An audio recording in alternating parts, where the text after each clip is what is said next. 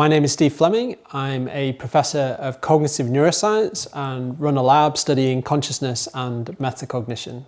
Welcome to my exp.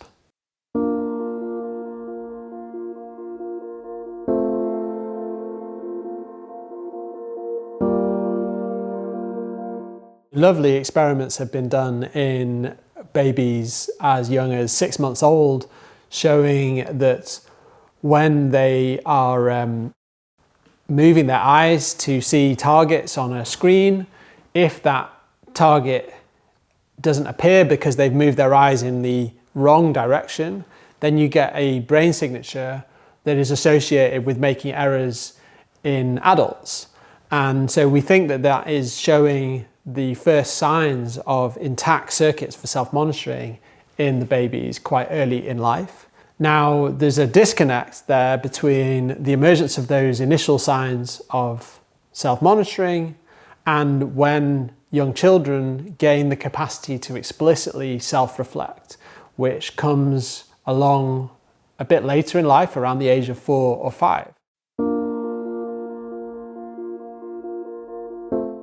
It's quite striking. You can have a child who is 2 or 3 years old who is verbal and walking and talking and doing lots of interesting things, and yet they may not have yet the capacity to introspect and reflect on what they know, what they don't know. And we think this is because those early neural signatures of self-monitoring are only providing the initial building blocks of a much richer self-model that then gets shaped and formed over many years and may even involve an aspect of cultural learning. We may actually need to be taught how to become self-aware by our parents, our teachers, our family members. And I think this is something that parents will know well. When a child is in a particular emotional state, say they're crying, then the parent might come in and provide the language that the child needs to understand why they're feeling the way they're feeling. They might say, "You're hungry," or "You're tired." And this can provide the teaching signals that the child might need to start interpreting their own mental states in a way that then gives them fully fledged metacognition.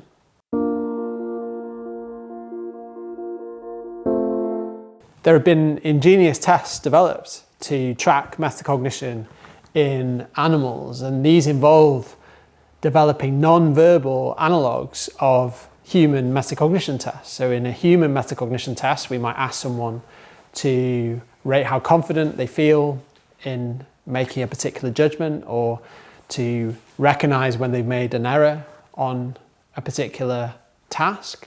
And we can develop similar analogues of these metacognitive judgments for non-verbal animals by training the animal to bet on whether their own performance is successful or not. So this is known as post-decisional wagering, and it involves the animal completing a particular task, such as remembering some information, and then after they've remembered that information, they will be asked to bet on whether they think they will be likely to answer the question that is going to be posed to them. And what's remarkable is that in many species that have been tested using this metric, they show rich signs of being able to monitor whether they're right or wrong on a particular task, being able to form a sense of confidence about whether they perform well or badly, all without being told.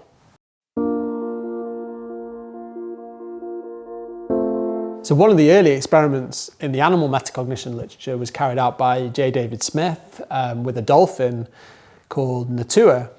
And the experiment was set up so that the dolphin was trained to distinguish between two different tones, two different sounds of different pitch. So once the dolphin was trained on being able to distinguish these two different sounds, then the experimenters gave Natua a third button to press when he was unsure about what the answer was. And so this was known as the opt-out response. He could opt out of making any decision at all when he wasn't sure which the answer was. And when they then introduced an intermediate sound, one that was halfway between the other two, Natua started pressing this third button as if he were not sure how to categorize that sound. And when humans are given that same task, that's exactly the kind of behavior they exhibit too.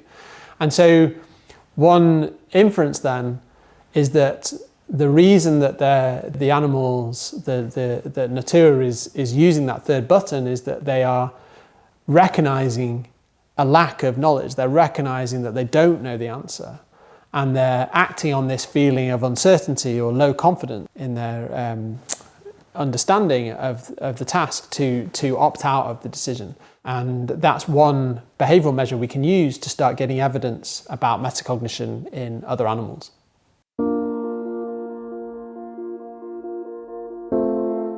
Some of the building blocks of metacognition, such as this capacity to track confidence in a variety of representations about the world, seem relatively straightforward to implement in artificial systems.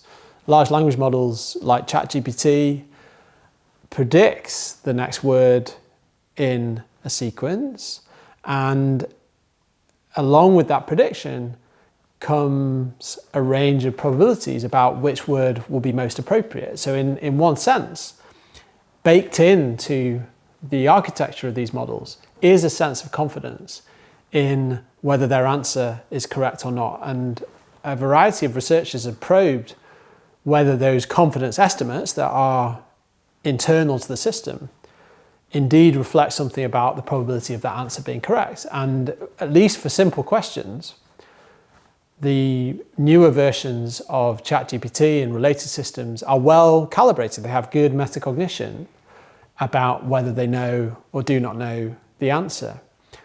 So I think that on one level, the types of building blocks of metacognition that we see are widespread in the animal kingdom and emerge early in life in human infants, are likely to be already instantiated in artificial systems. I think what is more unclear is whether this broader capacity that develops later in children and comes online around the age of 4 or 5 and continues to develop and be shaped by our cultural environment right into adolescence, that enables us to take this more third-person perspective on ourselves and to start representing our skills and capacities in the same way that we might represent other people.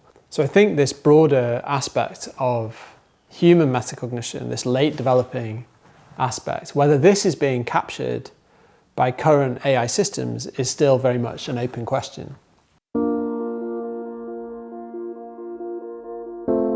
One danger is that people over-attribute competence or confidence to the views of these systems because their internal probabilities are not on public display. We've shown in our lab in recent work that people have these illusions of confidence in AI systems. They're more willing to trust them for advice about a variety of topics than they are willing to trust a human who's giving identical advice. So there's something about this advice coming from an apparently omniscient and very flexible and knowledgeable AI system that leads people to perhaps invest too much in it. We think that incorporating these more public signs of confidence and uncertainty and error monitoring into these systems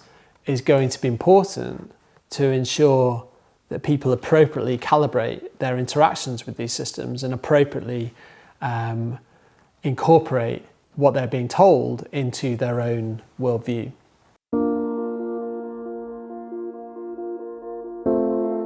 I think there's a desire in the field of cognitive science to want to think about AI systems in the same way that we think about the mind, and vice versa. There's a desire to try and characterize what an AI system does, like ChatGPT, in terms of whether it has language, whether it has memory, whether it has theory of mind, and so on. And I think there's going to rapidly become a limit to the extent to which we can translate our psychological concepts from the study of the human mind over to artificial systems that are going to diverge in very interesting ways from the human or animal case. And a nice analogy here is between studying the biology of flight in birds and the engineering of flight in, say, an airliner or an airplane.